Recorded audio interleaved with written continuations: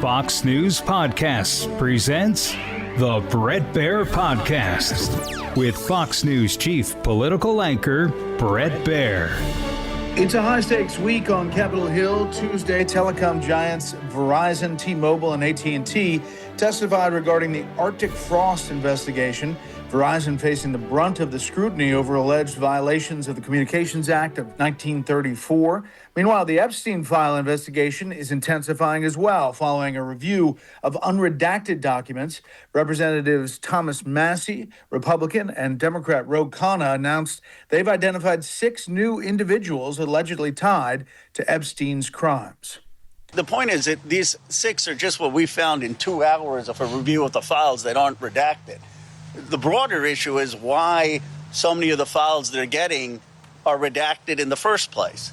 And until that becomes unredacted, the main things that they're sending to the career attorneys to review, I don't think we're going to have full compliance with the law, get to the question that most Americans want to know. Finally, as another partial government shutdown looms, the heads of 3 major immigration agencies testified before the House Homeland Security Committee. They remain at the center of a heated DHS funding battle. Lots to discuss this week. Let's bring in our panel. Fox News contributor Karl Rove, Washington bureau chief for USA Today, Susan Page, and Fox News chief congressional correspondent, Chad Pergram. Chad, a lot happening on Capitol Hill. What's the most important?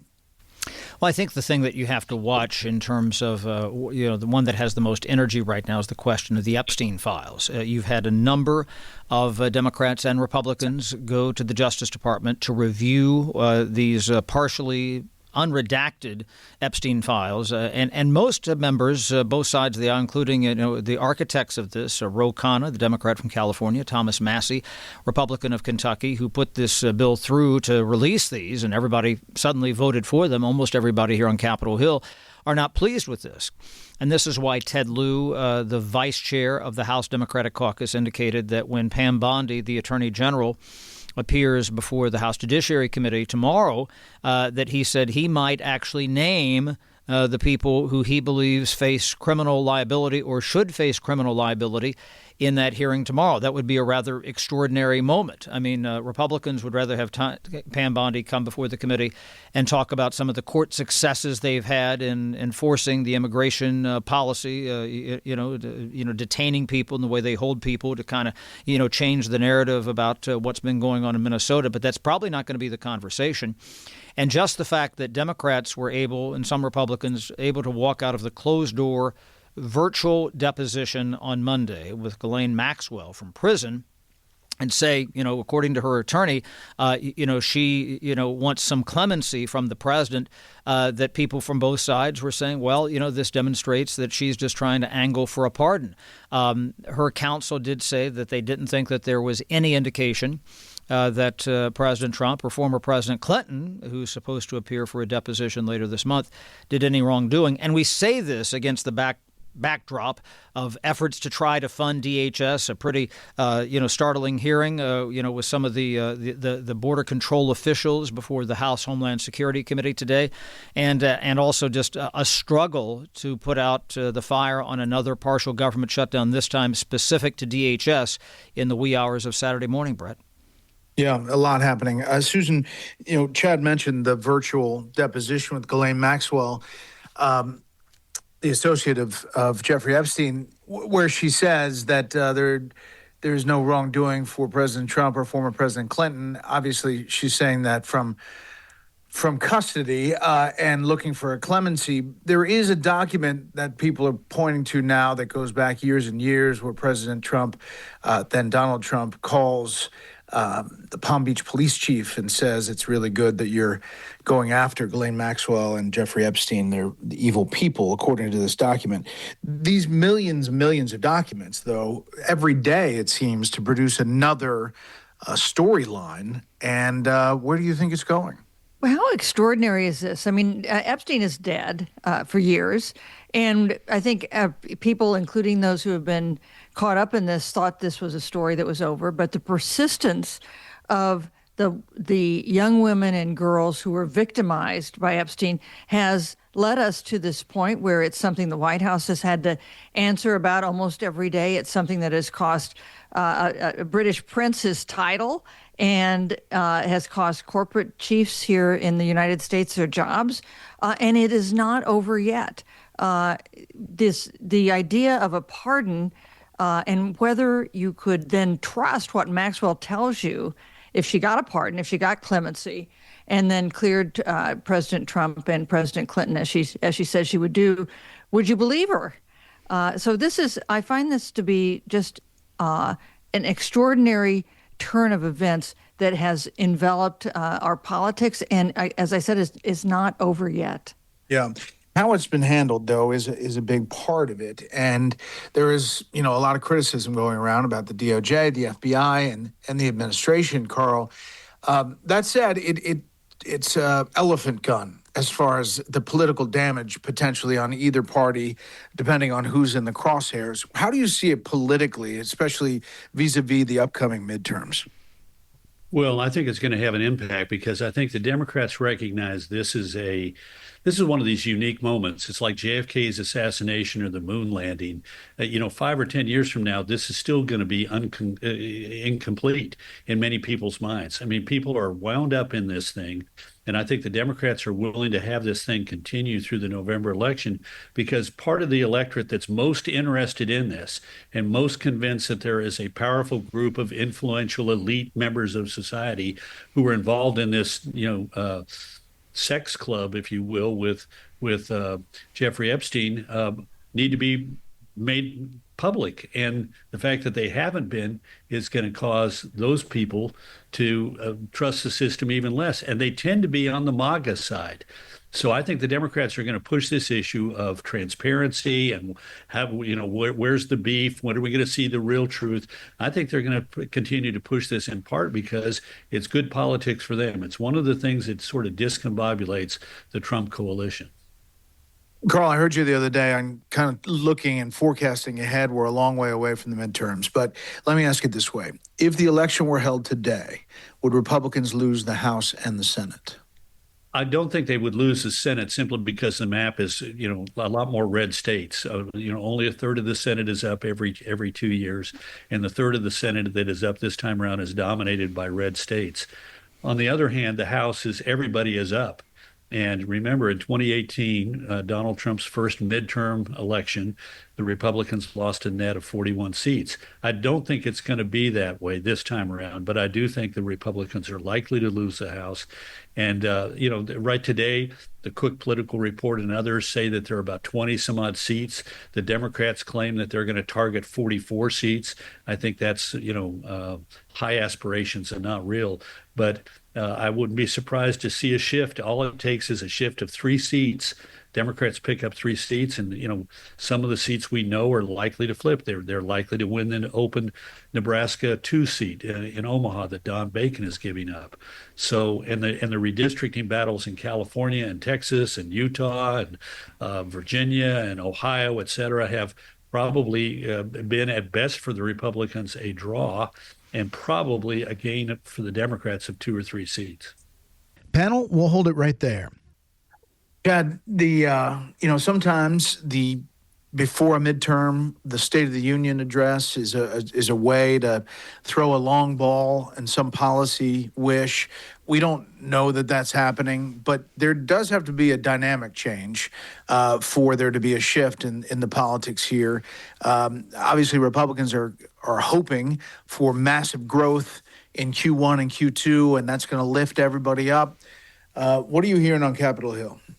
It depends what the vibe is. I mean, some voters will say they're not feeling it in their pocketbook, so that's something, and that's why there's this push by Republicans to have some sort of major legislative achievement this calendar year, that is on par with the big, beautiful bill, which doesn't seem to be resonating with the public as much. Good luck with that. I'm not going to say that they're not going to get that done, but they'd have to, use this special process called budget reconciliation, which is, very, very challenging. Get that through the House, get that through the Senate, that narrow margin. There's a lot of folks who say we have to get this done, but we keep seeing this time bleed off the clock.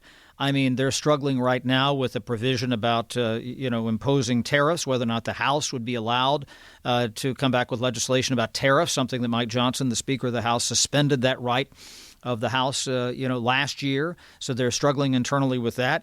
They're probably going to struggle, with issues regarding the SAVE Act. That's something that's coming back in the House of Representatives as well. So when you have those big picture bread and butter issues, that makes it very challenging. And Republicans want to say, and voters want to see, what the majority has done for them. If we get into another partial government shutdown here, you've got two camps on the Republican side. Some Republicans who represent moderate states or swing states or swing districts who say, we have to, have these guardrails up here with ICE. We have to at least show that we voted for that. And other Republicans, who are more hardcore say, no, we don't. So they can't even agree on that. And the one thing I want to keep coming back to, and Karl will appreciate this, when you deal with these midterms, the party of the president has lost seats in nearly 90% of midterm elections. That's 20 of 23. There's only been a couple of times where they've ever gained seats. This was President Clinton in 1998. They gained five. George W. Bush in 2002, 8. FDR back in the 30s gained 9. That was during the Great Depression. So unless you have some sort of seismic event, this is really going against the party of the president. But this is going to be the tough thing. When you look at some of these districts, we had this issue in New Jersey, Mikey Sherrill's seat, the governor now. She was a moderate Democrat. That was viewed as a generally, moderate Democratic seat. Well, Tom Malinowski is a former Democratic congressman from another district, a moderate.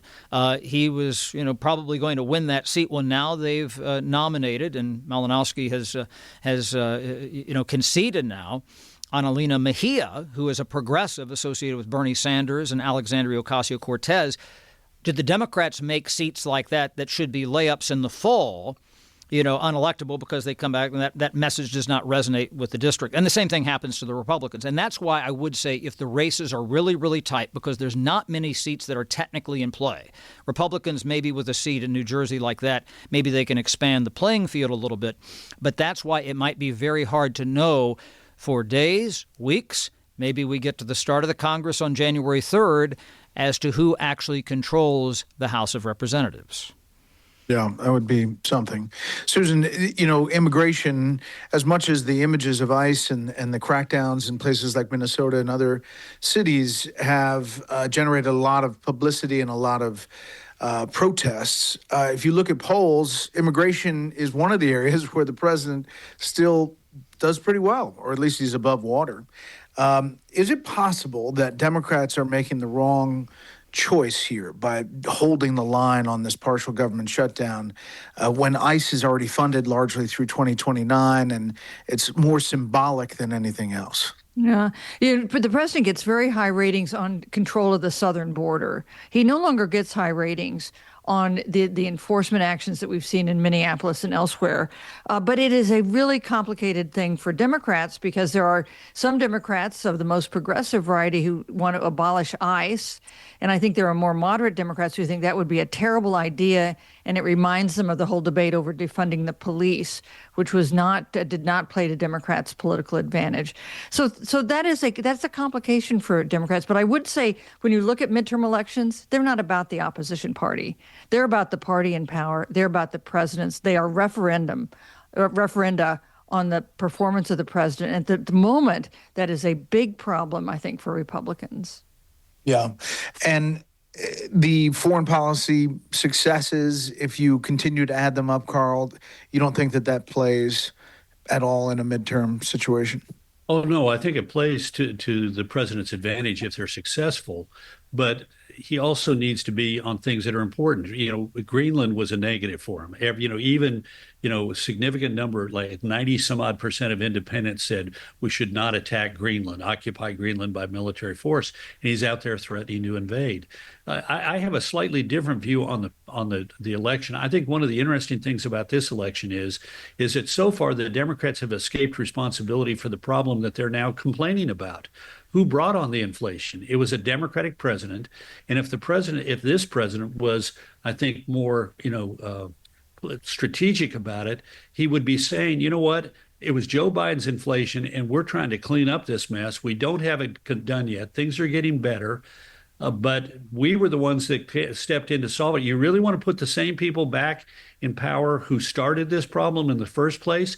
This is one where going on the offense against the opposition party might be to the president's advantage, and lowering the expectations of, or at least the description of what we have today would also be important, because people don't feel that we are the hottest country in the world, that our economy is the best it's ever been. All the superlatives that the president talks about, I think Republican candidates and the president ought to be more measured in it and accept the fact that a lot of people, while things are getting better, they don't feel like they are the best that they can be or should be. And, the president's got plenty to say about what more can be done. He also has a lot of opportunities to say, remember, these same people who are promising to do something about affordability today are the people who created the problem with all that wild spending and government regulation, red tape, and giveaways in 2021 and 2022. Well, who agrees with you is Democratic consultant Kevin Walling, who I had on the show the other night. He said, take it from me, somebody who had tried to sell Bidenomics for a year and a half. This is about how people feel about the economy and figuring out how to talk about it. Last thing, Chad, voter ID. The president seems to be on a winning issue here. If you look at those polls, 80-20 to show an ID to vote.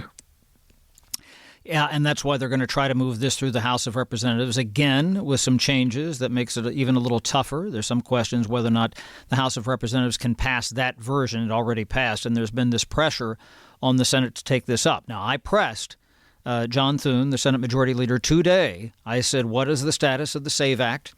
And, will you consider changing the filibuster in some form to bring this up? He had indicated the other day that this would be voted on in sometime in the near future, probably a vote related to this, trying to call this up. I was told the vote probably comes after the recess. Now, that's if there's a recess, which is up in the air now because of the potential partial government shutdown with DHS. But that said, Thune said, there simply are not the votes, any way you crunch it, to be able to change the filibuster right now in the Senate, even for this. And, I said, well, what are you going to do? And he said, well, we'll try to figure out some sort of a workaround. So even if they get this through the House, which, as I say, this revised version is a little bit up in the air, they're certainly not going to be able to get it through the Senate.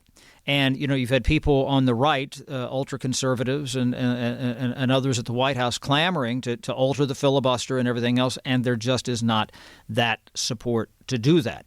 I don't see any way that gets done. And even if they were to put this into effect, you immediately probably have major court challenges about how can we there has to be, the election is November, but, the states and everybody else has to have their formats ready to go in the late summer and fall. How do they implement this on the fly? You probably have a year or two run up with this. I remember the motor voter bill that they passed in Congress in 1993. It takes a while to do this. You have to give some lead time.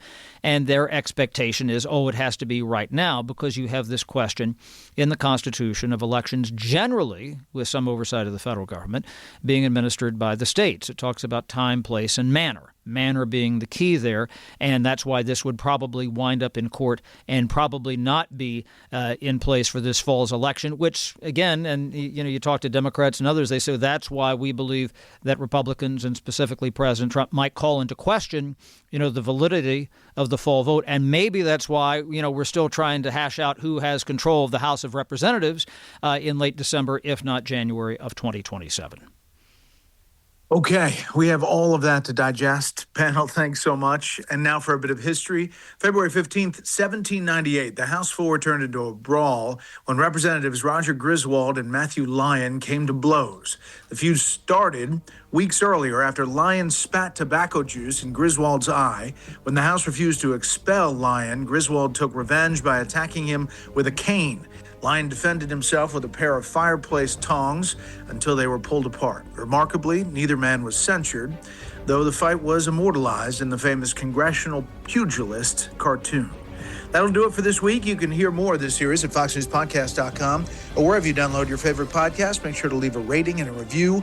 We want to hear from you. For Carl, Susan, and Chad, I'm Brett Baer. We'll see you next time.